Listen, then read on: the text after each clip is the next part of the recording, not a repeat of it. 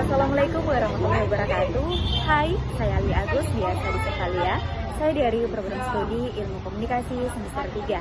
Jadi di sini saya akan memperhatikan penggunaan aplikasi SPSS, yang dimana aplikasi ini kita hanya mengoperasikan cuma 2 kolom saja, yang dimana yang pertama adalah variable view dan yang kedua ada data view. Nah, untuk variable view di sini, untuk penggunaan aplikasi pertama ini, saya akan menganalisis data hasil ujian dari program studi Ilmu Komunikasi. Nah, di sini di bagian label kita akan menempatkan penempatan judulnya, yaitu di sini saya akan mengetik nilai ilmu komunikasi. Nah, terus kita enter. Nah, di sini untuk bagian desimal kan 2, jadi saya kosongkan. Nah, saya kosongkan. Setelah seperti ini sudah selesai ya teman-teman untuk pencarian median modusnya. Nah, terus itu kita akan beranjak ke kolom selanjutnya, data view. Nah, tampilannya seperti ini teman-teman. Untuk ilmu komunikasi kan ada 13 orang, jadi saya menginput untuk orang pertama itu nilainya ada 10.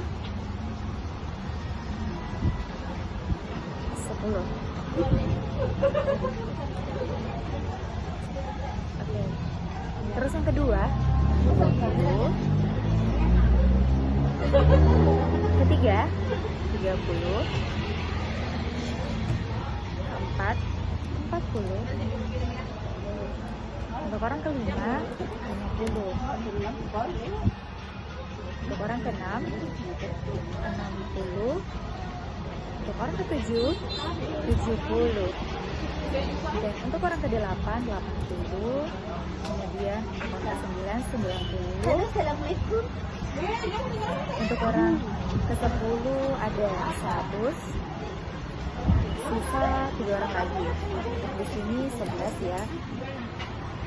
Untuk ke-12 ada 12. Untuk orang ke-13 ada 15. Nah, selanjutnya saya ke bagian deskriptif statistik, yang dimana di sini akan saya lanjutkan di bagian frekuensi. Setelah itu ini nilai ilmu komunikasi saya transfer ke variabel. Setelah itu saya akan mencari di bagian statistik. Nah, di sini sudah muncul ya teman-teman. Saya akan checklist untuk mediannya, modusnya, dan di bagian ini juga. Nah, terus itu minimum dan maksimum, nilai terendah dan nilai tertinggi. Oke, setelah ini saya akan continue. Nah, setelah itu untuk mencari gambar dari hasil nilai analisisnya, saya akan masuk ke bagian cards. Nah, di sini saya akan memilih bagian histogram ya. Histogram ini model. Nah, terus saya akan masuk di bagian continue. Artinya save, terus oke. Ini dia hasil frekuensinya. Nah, untuk nilainya ini sudah ada muncul keterangan yang tadi saya checklist, di sini juga. Dan terus untuk gambarnya, untuk gambar histogram seperti ini teman-teman. Oke. Baik teman-teman, jadi setelah kita mendapatkan median modusnya, selanjutnya kita akan mencari normalitinya, nilai normalitinya. Nah, yang pertama itu kita masuk di bagian analisis. Nah, di sini kita kembali mengklik deskriptif statistik. Setelah itu kita beralih ke explore. Nah, untuk explore kita bawa lagi ke bagian dependen. Nah, ini ada plot, kita ketik itu dan kita ketik lagi bagian normalitinya. Nah, setelah itu kita continue. Oke, ini dia. Kita melihat di bagian sebelah kanannya, kita klik di sini test of normality. Nah, ini sudah ada muncul untuk bagian normality-nya. Yang dimana nilai signifikannya 0,138. Ini dia. Oke. Baik teman-teman, jadi inilah semua hasil rangkuman dari uji nilai deskriptif untuk nilai hasil ujian program studi Ilmu Komunikasi. Jadi seperti ini. Di sini saya akan mencoba untuk menganalisis nilai inferensialnya. Yang pertama saya akan mencari homogenitinya, homogennya atau homogenity. Nah, di sini kita akan menggunakan dua sampel. Yang pertama sampel A dan sampel B. Nah, untuk kolom pertama di bagian name, di sini akan kita menempatkan nilai.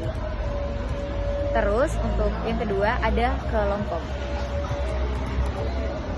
Nah, setelah itu untuk bagian numeriknya, nah di sini kita akan mengubah menjadi string.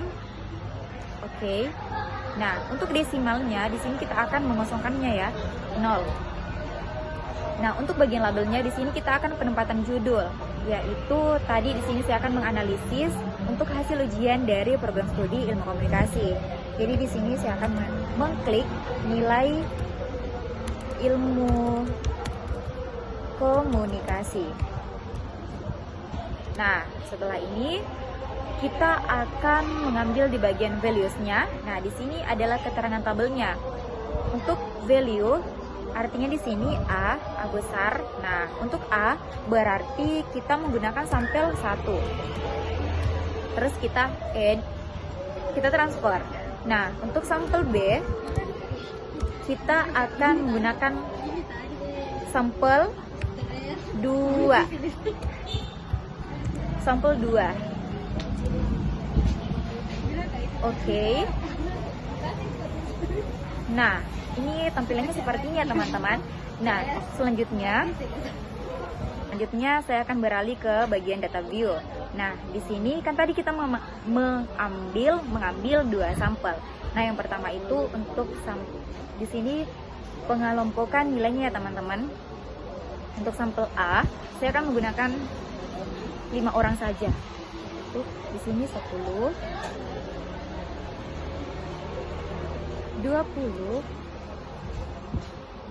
30, 40,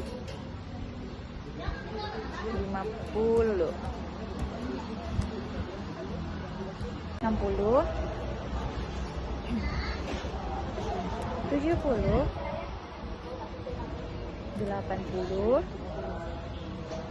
90, dan terakhir 100. Nah, setelah itu kita akan kelompokkan dia masuk ke sampel apa. Ini A.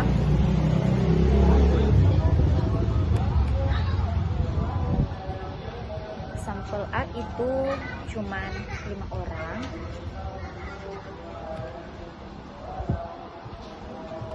Sampel B 5 orang juga.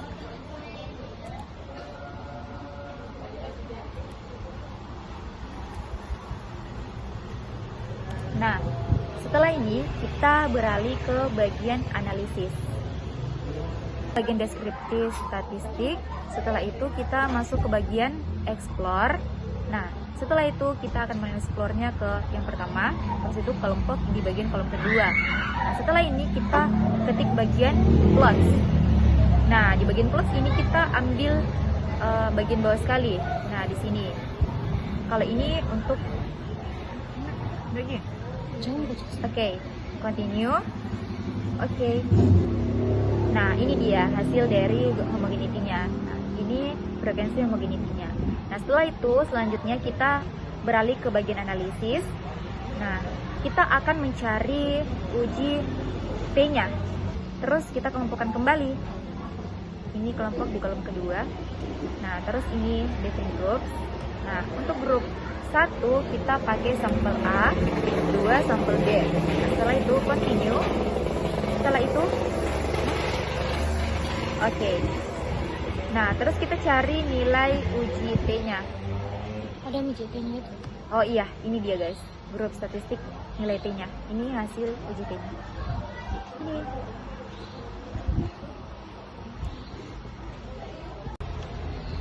Jadi teman-teman, inilah hasil dari nilai inferensial untuk hasil nilai ujian ilmu komunikasi untuk penganalisisannya untuk homogeneity.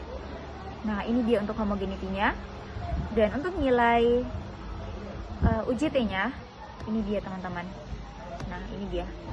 Jadi cukup sampai di sini penjelasan mengenai penggunaan aplikasi SPSS untuk penggunaan pencarian nilai deskriptif dan nilai inferensial.